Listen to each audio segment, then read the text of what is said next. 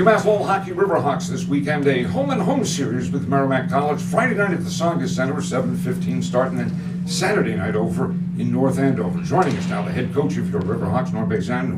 Welcome. Nice to be with you, Bob. You're fond of talking about a team overcoming adversity. This hockey team last Friday night faced a variety of obstacles, from a bus ride down to some players getting injured during the hockey game. And then Saturday responded terrifically well. As a coach, you've got to be proud with the way the team reacted. No question. Saturday was one of the best hockey games in terms of overcoming a few challenges like that I've seen here since in my 3 years here. It, to me, was a test of character, but someone in the press box said, it's a test of character, it's also a test of coaching. Are those games more testing for you? Well, they have to be. You have to certainly account for several different challenges throughout the game, but that's okay. That's what we're here for, and it's exciting for us also.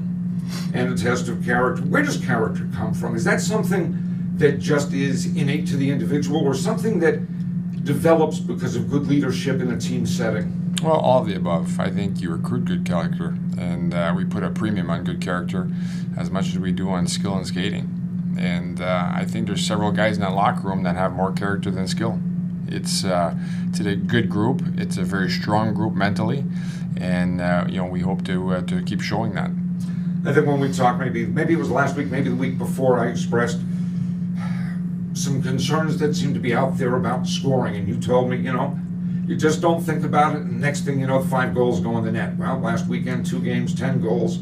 I guess maybe we were we were too quick to get concerned about offensive production. This team, from a variety of sources, got terrific offensive production.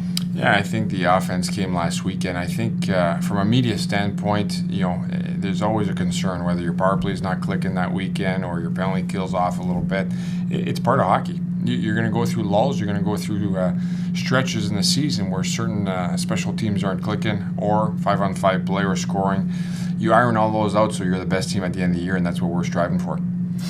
One of the guys in the spotlight last weekend, and he's earned it, is Joe Pendenza. Got his 100th career point, had 3 goals on the weekend, has been playing terrific hockey of late. What makes Pendenza that special player? Well, I think he's become a very, very good player. I think he's added something to his game every year he's been here. He's a poster child for staying in college for 4 years, because he's always had the speed, and that's been evident for anybody seeing some of our games. But now he's adding, face-offs. He's a good plus-minus player. He can be a checker one game. He can be an opportunist the next. He can play special teams. He can play penalty kill. So he's really added to his game every single year, and it's a credit to him and his character. And more importantly, I think he'll be very prepared for the next level once he leaves here. I think he also is a poster child for work ethic and developing.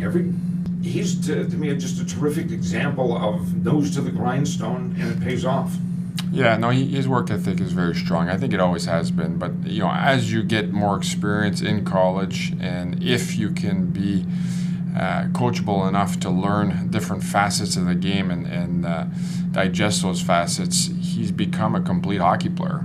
Somebody in every single situation you can use. And when you can use somebody in the last 10 seconds of a game to win you the game, and more importantly to hold the lead in the crucial final seconds of a game, that says a lot about that player, because he's good in every situation. Something else that just said to me something about the young man was the fact that when the media talked with him Saturday night, he talked about players who'd come before him: Scott Campbell, Matt Ferreira, Riley Wetmore.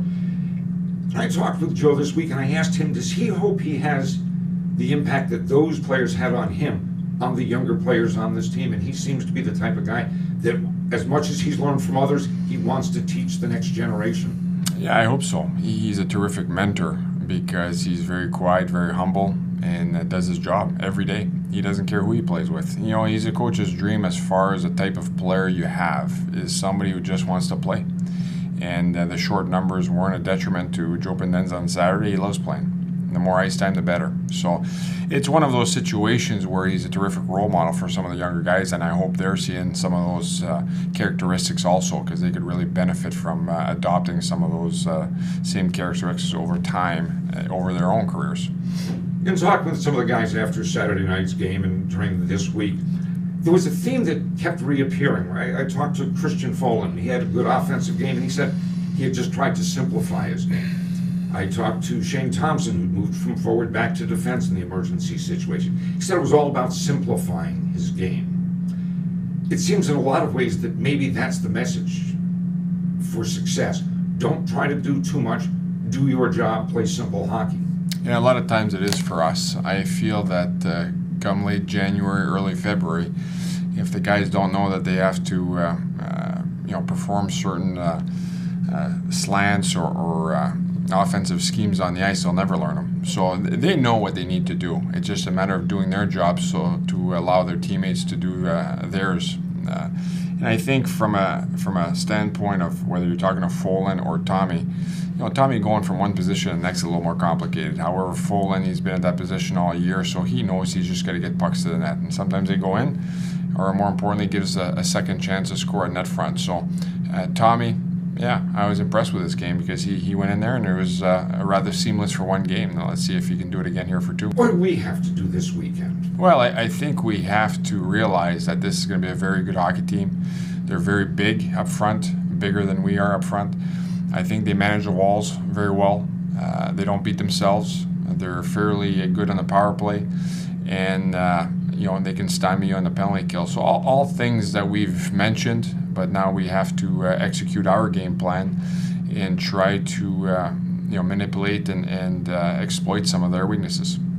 Now, as you say, kind of the dog days, what do you tell this team before they head out on the ice? Is there kind of a message that you say, this is where your minds need to be? Yeah, no, I think our mental mindset's been fairly sharp. Even in the loss to Providence at Providence, we ran out of gas, truthfully, and that's just the way it is. It's hockey. You see 2-goal leads being given up in the NHL every single night. However, it's not an excuse. You don't make an excuse, and you don't let it be an excuse. You go in there the next night and you fight for your ice again, and you try to respond. And I think we respond extremely well. This weekend, we've got the same simple game plan, with the exception that we have to account for some of their strengths. And we looked at those this week, and we also looked at their weaknesses. So hopefully we can exploit more of their weaknesses this weekend. But I assume from talking about these things with you in the past, it's more about us than about them. Yeah, it is. I really feel that, and it's there's a lot of guys here who haven't had a lot of playing time that are in major roles now. So it's exciting for them, and it's exciting for a coach to see how they respond. Not just one game, but multiple games in a row. So we're excited to see how they're going to continue to develop their own games. Lowell and Merrimack over the years has had a pretty good rivalry. You played in some of those games. Do you have any particular memories of playing against Merrimack, whether it was at the Tully Forum or over at the Lowell rink? Yeah, they were spirited games. I don't think there's too many guys that don't get out with some bruises come a Merrimack Lowell series. So it's exciting. I think it's action-packed. I think there'll be nothing different this weekend, so we're looking forward to it. And we had 6,000 plus in the building last Saturday night. It's nice to start a home-and-home series at home as we will this week.